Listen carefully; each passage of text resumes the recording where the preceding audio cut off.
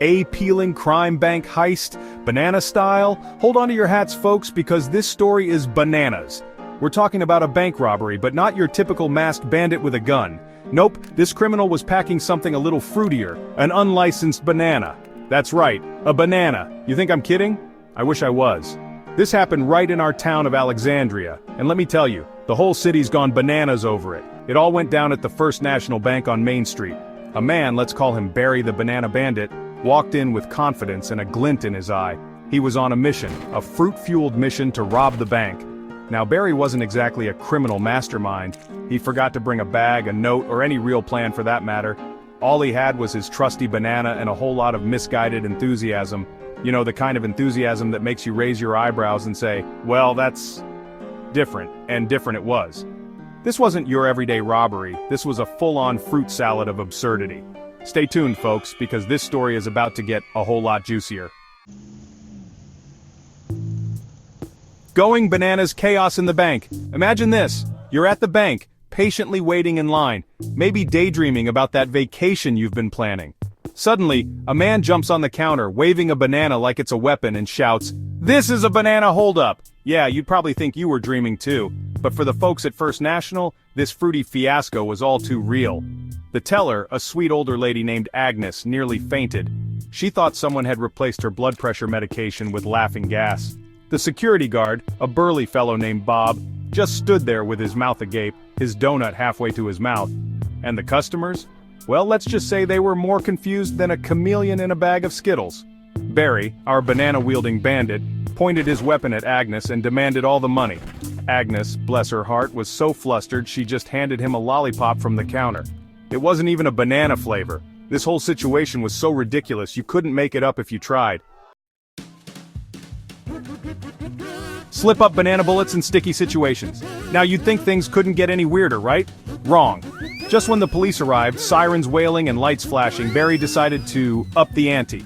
Remember how I mentioned he had misguided enthusiasm? Well, that enthusiasm took a turn for the worse, or should I say, the mushier. As the police officers cautiously approached, Barry, in a moment of sheer panic and ill-advised bravado, started flinging pieces of his banana at them, shouting, "Take that, you flatfoots, these banana bullets will stop you." Needless to say, the officers were more amused than threatened. Imagine a bunch of cops in full tactical gear dodging flying banana peels. It was like a scene straight out of a slapstick comedy, only with less slapstick and more banana. The officers, trying their best to maintain a straight face, quickly realized that Barry wasn't a hardened criminal. He was more like a confused fruit basket who'd wandered into the wrong building. Section 4, Hostage Hoedown Monkey Business continues. The banana bullets didn't quite have the desired effect, so Barry, realizing his plan was about as successful as a screen door on a submarine, decided to take hostages. He rounded up Agnes, Bob, and a couple of customers who were too stunned to move.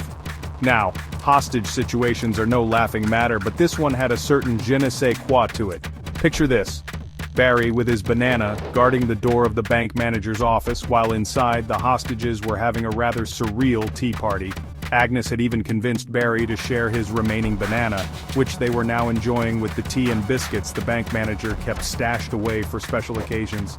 The police negotiator, a kind-faced woman named Officer Johnson, had a hard time keeping a straight face as she tried to reason with Barry through the loudspeaker. Every time she suggested he surrender, he'd counter with demands for more bananas, a lifetime supply of potassium supplements, and a one-way ticket to a tropical island where bananas grow free. Section 5, peeled out, justice served, case closed. Well, folks, like all good, or in this case ridiculously silly things, the hostage hoedown had to come to an end. And how did it end, you ask? With a whimper, a sigh, and a whole lot of potassium.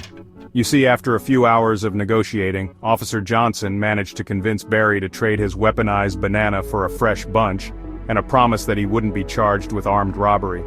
Barry, realizing the absurdity of his actions, and the fact that he was really hungry, agreed.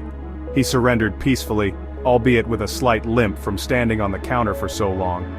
And so, the great banana bandit was apprehended, the hostages were freed, and the bank went back to its usual routine of counting money and politely declining loan requests. The whole ordeal became a local legend, a cautionary tale about the dangers of mixing potassium deficiency with misguided ambition. As for Barry, he spent a few weeks in a psychiatric ward, where he received the help he needed, along with a steady supply of bananas, of course.